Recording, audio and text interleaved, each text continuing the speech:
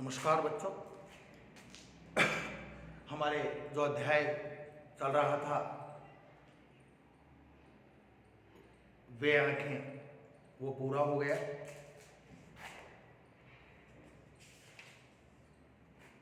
पंत जी का। अब हम अगला अध्याय पढ़ेंगे। देखिए,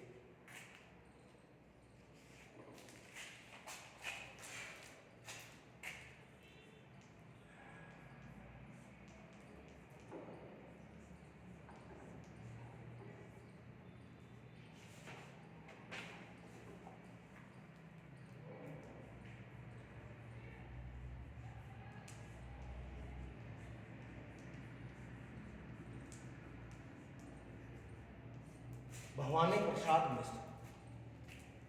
भवानी प्रसाद मिश्र का जन्म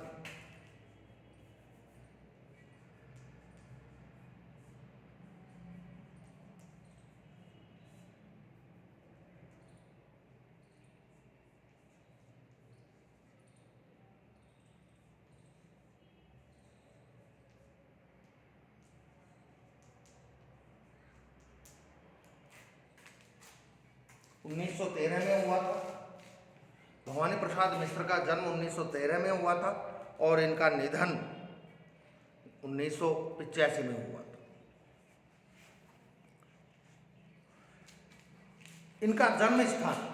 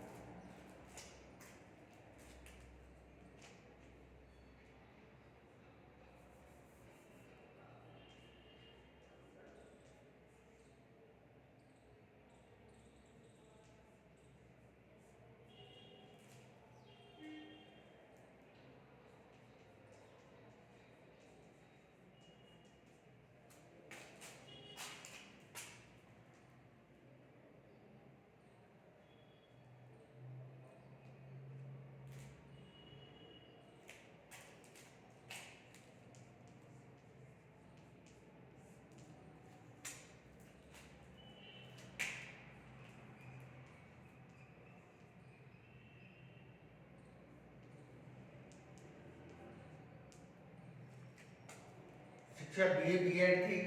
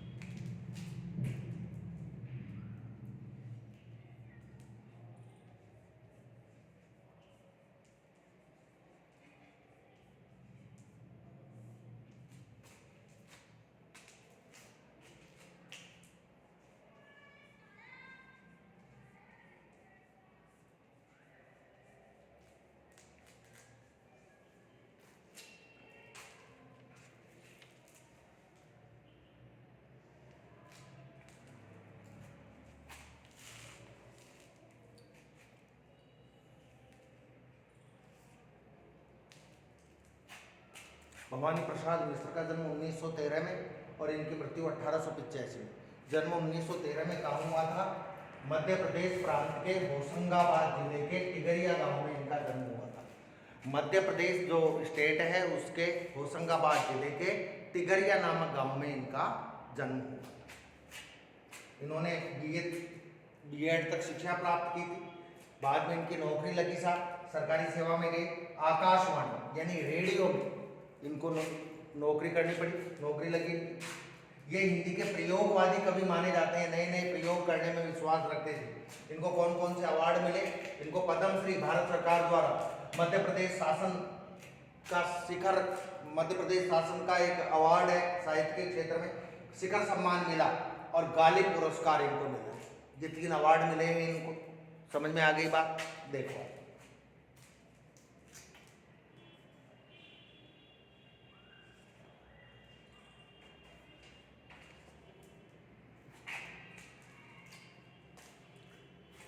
प्रमुख रचनाएं: सतपुड़ा के जंगल, सन्नाटा, गीत फरोश, चकित है दुख, बुनी हुई रस्सी, खुशबू के शिलालेख, अनाम तुम आते हो, और एक शीर्षक संस्कृत में है इदम न मम, यह मेरा नहीं है।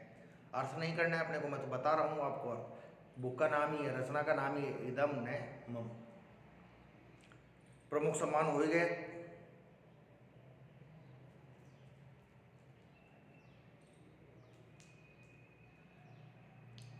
अब देखो, ये आपके जो कविता है,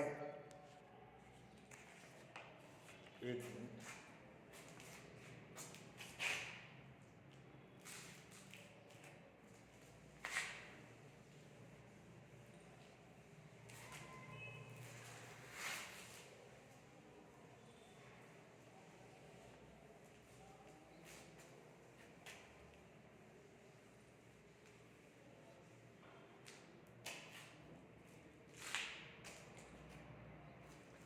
इनका एक उपनाम और है, भवानी प्रसाद मिश्र को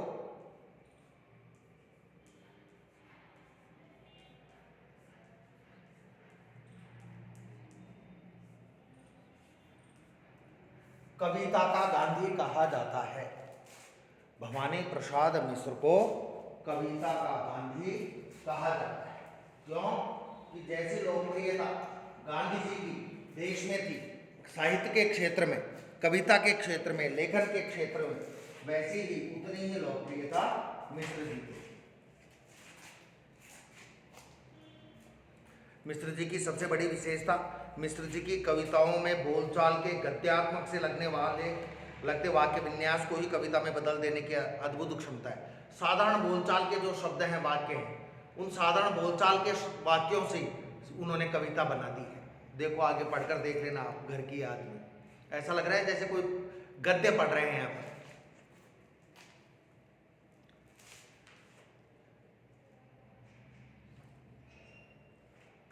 अगले पेज पे देखिए, घर की याद, पाठ परिचय है। घर की याद कविता में घर के मर्म का उद्घाटन है, घर की जो स्थिति है उसका उद्घाटन है। कवि को जेल प्रवास के दौरान घर से विस्थापन की पीड़ा सालती है। कवि को जेल प्रवास के दौरान, कवि जेल में रहे थे। अब ये मत सोचना कि साहब ये जेल में क्यों रहे थे, क्योंकि 1942 में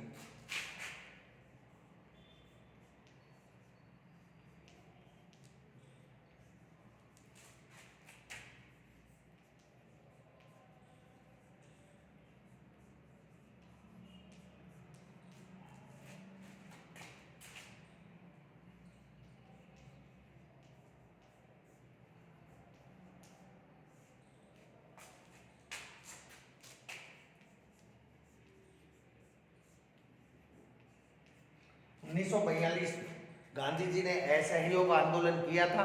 उस असहयोग आंदोलन में इन्होंने, भवानी प्रसाद मिश्र ने भाग लिया था। तो असहयोग आंदोलन में जो भाग ले रहे थे उनको जेल में डाला गया था।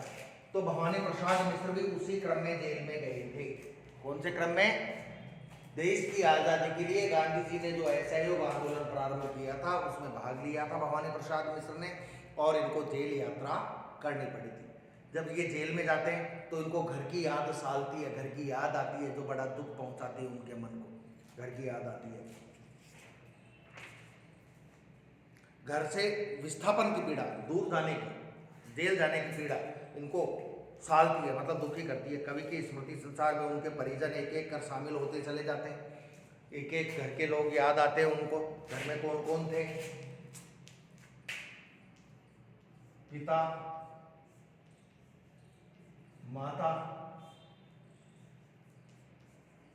भाई और बहन। ध्यान रखना, माता पिता और भाई, 4 भाई थे इनके, और बहन थी 4। माता पिता इनके 4 भाई और 4 बहन। 4 भाई थे भवानी प्रसाद मिश्र के, प्लस 1 खुद हो गए, 5 भाई और 4 बहन थे। ये छोटा सा परिवार था। व्यंग्य है, खैर पहले परिवार बड़े होते थे, बच्चे भी ज्यादा होते थे। तो इन सब की याद आती है, माँ की याद आती है, माँ क्या कर रही होगी, कहाँ होगी। पिता की याद आती है, भाई बहनों की याद आती है, माता पिता कितने दुखी होंगे, भाई परेशान होंगे, बहनें दुखी होंगी। ये सारी बातें उनको जेल में रहते हुए याद आती है। घर की अवधारणा की सार्थक और मार्मिक याद कविता की केंद्रीय संवेदना है। इस कविता का मूल भाव यह है कि दूर रहने के बाद भी व्यक्ति के मन में घर की यादें होनी चाहिए, घर होना चाहिए, परिवार होना चाहिए, परिजन, घर वाले, माता पिता, भाई बहन, पत्नी, बच्चे यदि हों तो इन सबकी याद उसको आनी चाहिए, क्योंकि जीवन की सार्थकता परिवार में ही होती है। अकेले में, एकाकी में कभी जीवन की सार्थकता नहीं होती।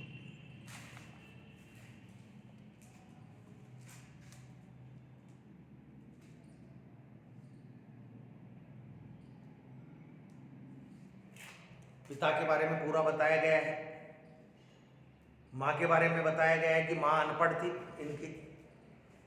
इनकी माँ थी जो बिल्कुल अनपढ़ थी, पढ़ी लिखी नहीं थी। लेकिन कभी अपने मन में सोच रहे हैं कि मेरे माँ का, हालांकि पढ़ी लिखी होती तो माँ पत्र लिखकर भेज देती मेरे को जेल में।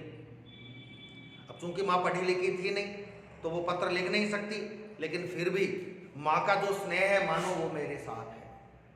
पिता के बारे में बताते हैं कि मेरे पिता हालांकि थे तो बुजुर्ग, लेकिन बुजुर्गों जैसे नहीं थे, कमजोर नहीं थे, मौत का भी सामना, आंधी तूफानों का सामना कर लेते थे। इस उम्र में भी वो सुबह छत पर जाते और गीता जी पढ़ते, गीता का पाठ करते, फिर वहाँ दंड बैठक लगाते, मुद्गर घुमाते, और जब वो छत से नीचे आते तो अपने पत्नी को और अपने 4 बेटों को और 4 बेटियों को देखते होंगे। ध्यान रखना, ये जो 4 बेटियां थी ये शादीशुदा थी, इनका विवाह हो गया था। तो अपने 8 बच्चों को देखते होंगे और ये सोचते होंगे, उनकी आंखों में आंसू आ जाते होंगे नम्मे को याद करके। नम्मा कौन? भवानी प्रसाद मिश्र। नम्मे को याद करके उनकी आंखों में आ जाते होंगे, उनकी आंखों में आंसू आ जाते होंगे। तो इसमें एक लाइन आएगी आपको,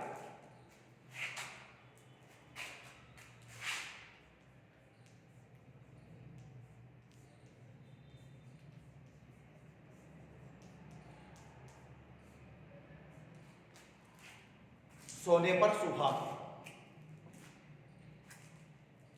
यानी सोने से ज्यादा वैल्यू, कीमत सुहागे की होती है, चमक लाने में, साफ करने में काम आता है। तो 4 बेटे तो सोने की तरह थे, ये 4 भाई, 4 बेटे थे। और ये जो 5वां था भवानी प्रसाद मिश्र, भवानी प्रसाद, ये किसकी तरह थे? सुहागे की तरह। मतलब 4 बेटों से ज्यादा लायक, ज्यादा योग्य थे 5वें बेटे भवानी प्रसाद मिश्र। ठीक है बच्चों, कल पाठ का नाम है घर की याद। घर की याद, ये पाठ हम कल शुरू